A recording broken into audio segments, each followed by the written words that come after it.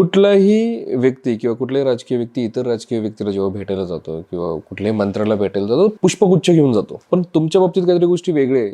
तुम्ही त्यांना पुष्पगुच्छ घेऊनच जात नाही, मग तुम्ही नेमकं घेऊन काय जाता त्यांच्यासाठी? माझी काम करायची पद्धत थोडीशी वेगळी आहे. मला असं वाटतं की ज्या नागरिकांनी, राज्यातील नागरिकांनी एखाद्या नेत्याला एखाद्या पदावर बसवले, एखाद्या राज्याचा एखाद्या विभागाचा मंत्री आहे, तर त्याला त्या खात्याची जबाबदारी म्हणजे त्या खात्याच्या निगडीत नागरिकांच्या ज्या समस्या आहेत हे सोडवण्यासाठी त्यांना तिथे बसवलेलं असतं. आणि आपण सामाजिक क्षेत्रात काम करत असताना आपण त्यांना बुके नेण्यापेक्षा त्या नागरिकांच्या, आपल्या प्रभागातील असतील, आपल्या शहरातील असतील, त्या नागरिकांच्या समस्या जर आपण तिथपर्यंत निवेदनाच्या माध्यमातून घेऊन गेलो आणि ती समस्या त्यांना समजून सांगितली आणि त्यांना जर त्यातून पटली तर ती निश्चित ती सोडवली जाईल आणि त्यांच्या पदाचा आणि आपण करत असलेल्या कार्याचा तो योग्य असा एक संदेश त्यातून जाईल, अशी माझी त्यामागची भावना आहे. प्रभाग क्रमांक 3 मध्ये फेज 2 लाईन आलेली आहे. याचा अर्थ आता इथे पाण्याचा प्रश्न मिटलाय? नाही, फेज 2 लाईन हे गेली 10 वर्ष एक स्वप्न पडलेलं आहे. महापालिकेने आमच्या नागरिकांना एक स्वप्न दाखवले की फेज 2 लाईन आली.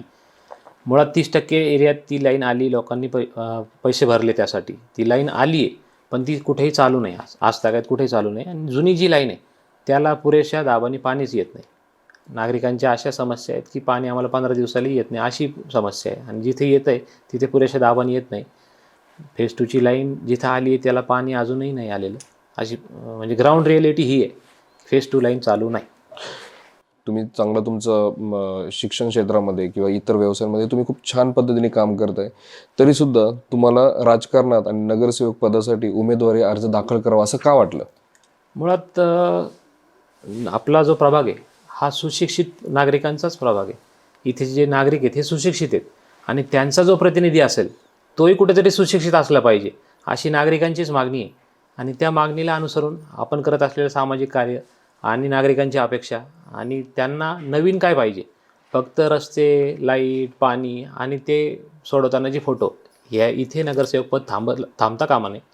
तर त्याच्या पुढे जाऊन नागरिकांच्या ज्या समस्या आहेत ह्या वेगळ्या अँगलनी त्यांना कसा इझिली ॲक्सेसेबल नगरसेवक असावा आणि ही समस्या सोडवण्यासाठी आपण त्याच्यात उतरलेलो आहे की जेणेकरून आपल्याला नागरिकांची समस्या कशी कमी वेळात आणि स्मार्ट वेने कशी सोडवता येईल यासाठी आपले सुशिक्षित कॅन्डिडेट आपल्या प्रभागात आपण दिलेला आहे, जेणेकरून नागरिकांच्या समस्या तातडीने सोडवल्या जातील. तो आपली नगरसेविका असेल, नगरसेवक असेल, तातडीने त्यांच्यापर्यंत पोहोचेल आणि त्यांचं काम पूर्ण होईल, असे आपला प्रयत्न आहे. आत्तापर्यंत आपण पाहतो की वीज, पाणी आणि रस्ते ह्या पलीकडे जाऊन नगरसेवक काम का नाही करत?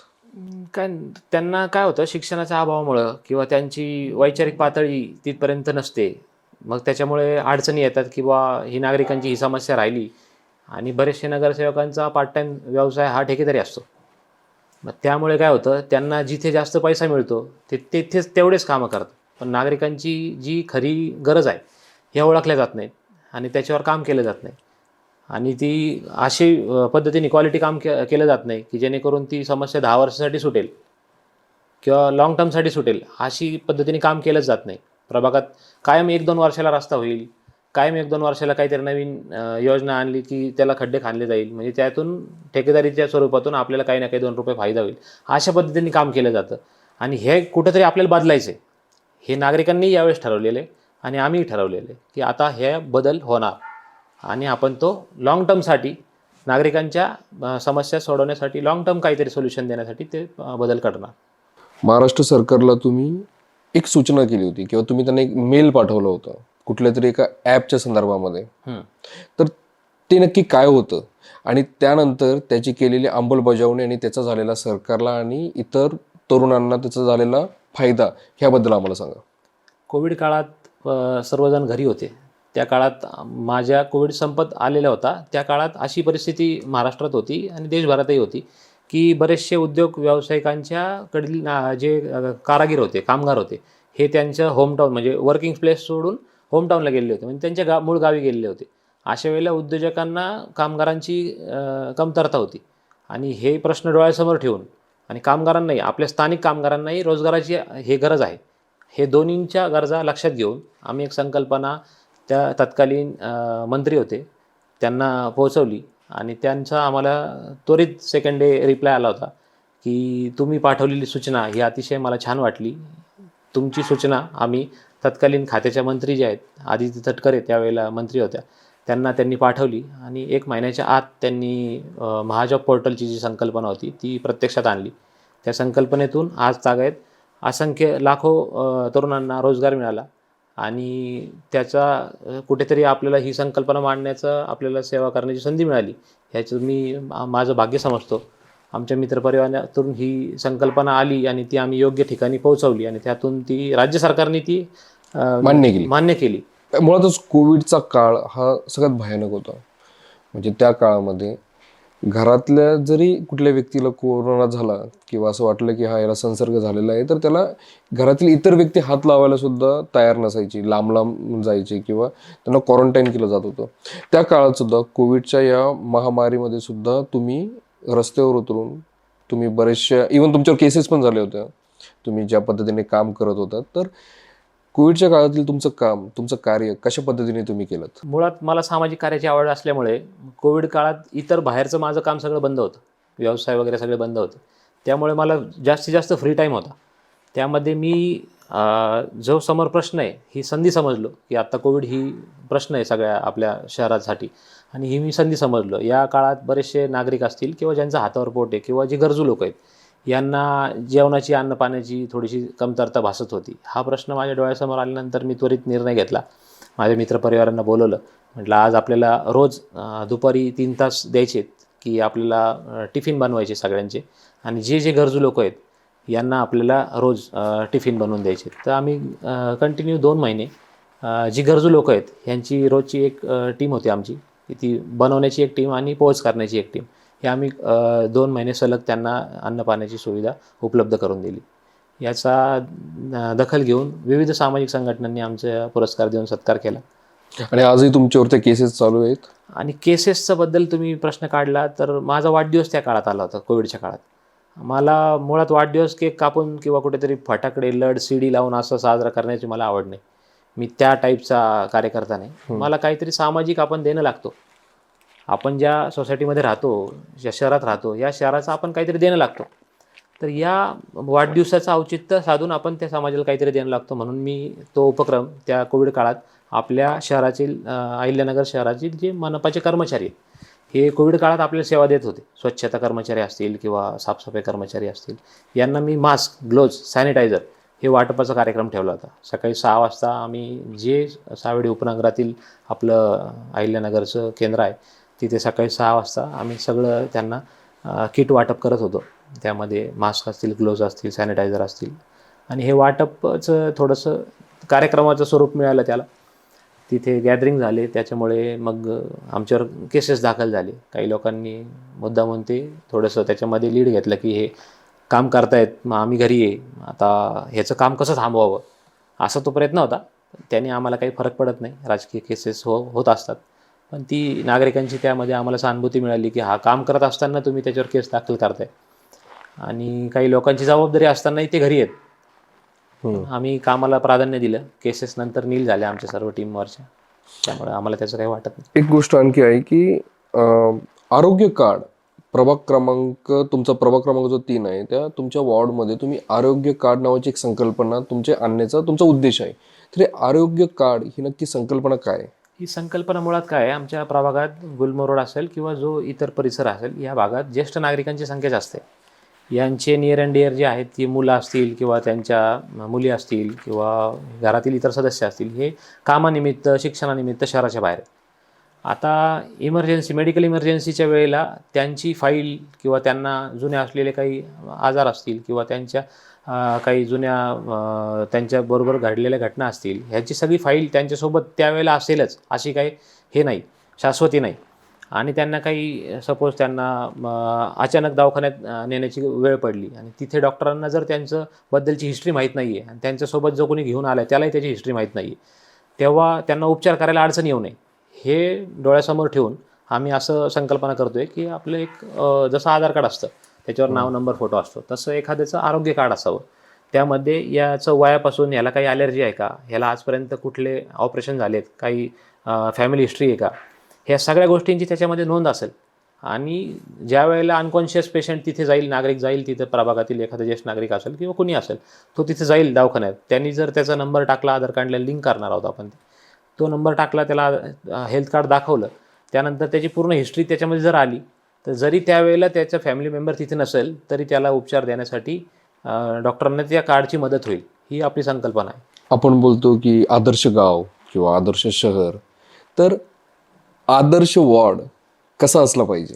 आदर्श वॉर्ड म्हणजे नागरिकांच्या समस्या त्यांना त्वरित सोडवल्या गेल्या पाहिजे आणि त्यांना त्यांचे नातेवाईक, खास त्यांचा वॉर्ड कसा आहे किंवा त्यांची कॉलनी कशी आहे हे पाहायला गावून आले पाहिजेत.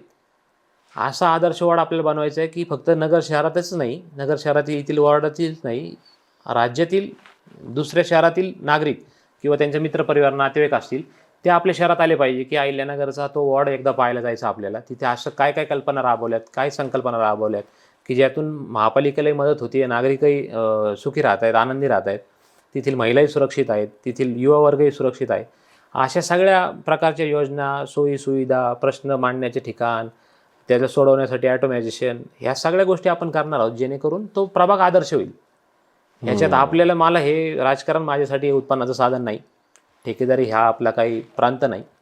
आपल्याला प्रभागातील नागरिकांच्या समस्या सोडवणे, तो प्रभाग आदर्श करणे आणि आदर्श प्रभाग केल्यानंतर तेथील जे नागरिक जर सुखी झाले तर त्याच्यापेक्षा आनंद दुसरा काही मिळणार नाही आपल्याला.